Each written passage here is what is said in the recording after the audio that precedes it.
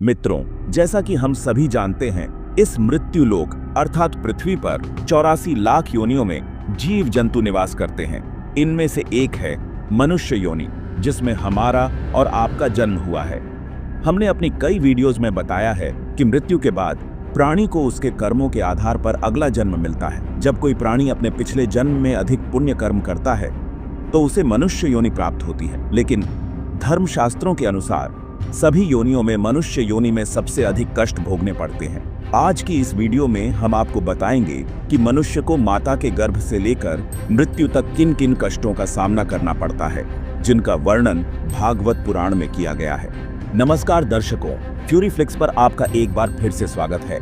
मित्रों, जब कोई प्राणी मृत्यु के बाद मनुष्य योनि में जन्म लेता है तो वह सबसे पहले ईश्वर द्वारा निश्चित पुरुष के वीर्य के माध्यम से स्त्री के गर्भ में प्रवेश करता है। वहां एक रात्रि में स्त्री के रज के साथ मिलकर वह एक बुलबुले का रूप ले लेता है। 5 रात्रियों में यह छोटे कण के रूप में परिवर्तित हो जाता है और फिर 8वें दिन यह अंडे के समान रूप में बदल जाता है। 1 महीने में उसके सिर का निर्माण हो जाता है। 2 महीनों में हाथ, पैर और अन्य अंग बनते हैं। 3 महीनों में नाक, हड्डियां, त्वचा, स्त्री पुरुष के चिह्न और अन्य अंग उत्पन्न होते हैं। 4 महीनों में मांस का निर्माण शुरू होता है।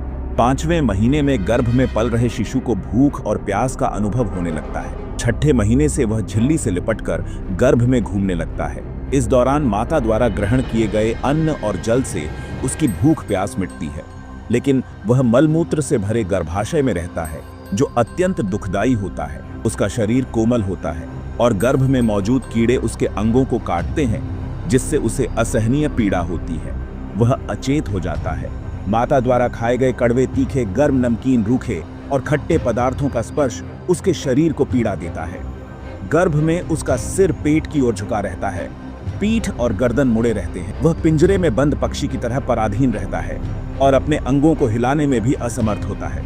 इस अवस्था में उसे दिव्य शक्ति द्वारा स्मृति प्राप्त होती है, जिससे उसे अपने पिछले जन्मों के कर्म याद आते हैं। वह बेचैन हो जाता है और उसका दम घुटने लगता है। 7वें महीने में उसे ज्ञान शक्ति प्राप्त होती है, जिसके कारण वह एक स्थान पर स्थिर नहीं रहना चाहता। भयभीत होकर वह ईश्वर से कृपा की याचना करता है और हाथ जोड़कर उनकी स्तुति करता है।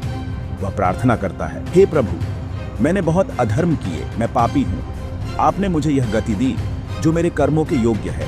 मैं पंचभौतिक शरीर से बंधा हूँ और अहंकार के कारण इंद्रियों के विषयों में फंसा रहता हूँ। कृपया मुझे इस कष्ट से मुक्ति दें। भागवत पुराण में बताया गया है कि गर्भ में जीव मलमूत्र और रक्त से भरे स्थान में रहता है। पाचन रस की गर्मी से उसका शरीर संतप्त रहता है। वह गर्भ से बाहर निकलने की तीव्र इच्छा रखता है और भगवान से प्रार्थना करता है, हे प्रभु, मुझे इस कष्टमय गर्भ से निकालें। मैं आपकी कृपा से विवेक बुद्धि प्राप्त कर चुका हूँ। मैं संसार के अंधे कुएं में नहीं गिरना चाहता, जहां आपकी माया मुझे फिर से बांध लेगी। मुझे इस जन्म मृत्यु के चक्र से मुक्ति दे। 9वें या 10वें महीने में जब जीव माता के गर्भ से इस मृत्युलोक में जन्म लेता है तो उसकी सारी स्मृति नष्ट हो जाती है। वह विपरीत गति को प्राप्त कर जोर जोर से रोने लगता है। शिशु अवस्था में उसे और भी कष्ट भोगने पड़ते हैं। जब उसे खाट पर सुलाया जाता है तो खटमल जैसे कीड़े उसे काटते हैं। उसकी त्वचा कोमल होती है और वह न तो करवट बदल सकता है, न ही अपने शरीर को हिला सकता है। इस कारण उसे भारी पीड़ा होती है। युवावस्था में यदि उसे इच्छित विषय नहीं मिलते तो अज्ञानवश उसका क्रोध बढ़ता है। वह शोकाकुल हो जाता है। अभिमान और क्रोध के कारण वह दूसरों से वैर करता है, जिससे वह स्वयं का नाश करता है।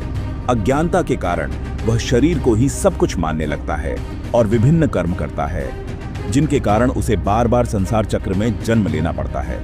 यदि मनुष्य विषय भोगों में लिप्त लोगों का साथ करता है तो उसकी पवित्रता, दया, वाणी का संयम, बुद्धि और इंद्रियों का संयम जैसे सद्गुण नष्ट हो जाते हैं।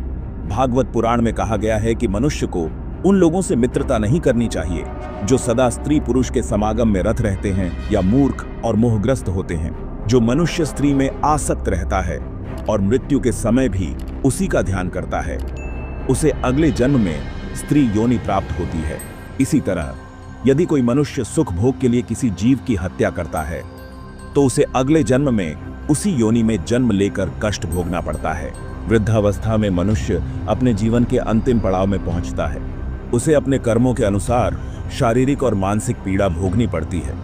उदाहरण के लिए, यदि उसने अपने माता पिता की बुढ़ापे में सेवा नहीं की या उन्हें घर से निकाला तो उसकी संतान भी उसके साथ वैसा ही व्यवहार करती है। यह जीवन चक्र निरंतर चलता रहता है। मृत्यु शैया पर मनुष्य को फिर से दिव्य शक्ति द्वारा अपने पिछले जन्मों के कर्म याद आते हैं। वह अपने बुरे कर्मों को याद कर विलाप करता है और भगवान से प्रार्थना करता है, हे प्रभु, मुझे इस जन्म मृत्यु के चक्र से मुक्ति दें। मैं आपके चरणों में शरण चाहता हूं। लेकिन भगवान कहते हैं, जब तुम्हें अच्छे कर्म करने का समय था तब तुमने बुरे कर्म किए। अब कष्ट भोगते समय मुक्ति की आशा करना व्यर्थ है। अगले जन्म में अच्छे कर्म करो ताकि मेरी शरण में स्थान पा सको। इसके बाद यमदूत उसकी आत्मा को शरीर से निकाल कर ले जाते हैं और वह स्थूल शरीर छोड़ देता है। निष्कर्ष, मनुष्य को चाहिए कि वह इस मनुष्य योनि में अधिक से अधिक पुण्य कर्म करे ताकि जन्म मृत्यु के चक्र से मुक्ति पा सके और भगवान के चरणों में स्थान प्राप्त करे।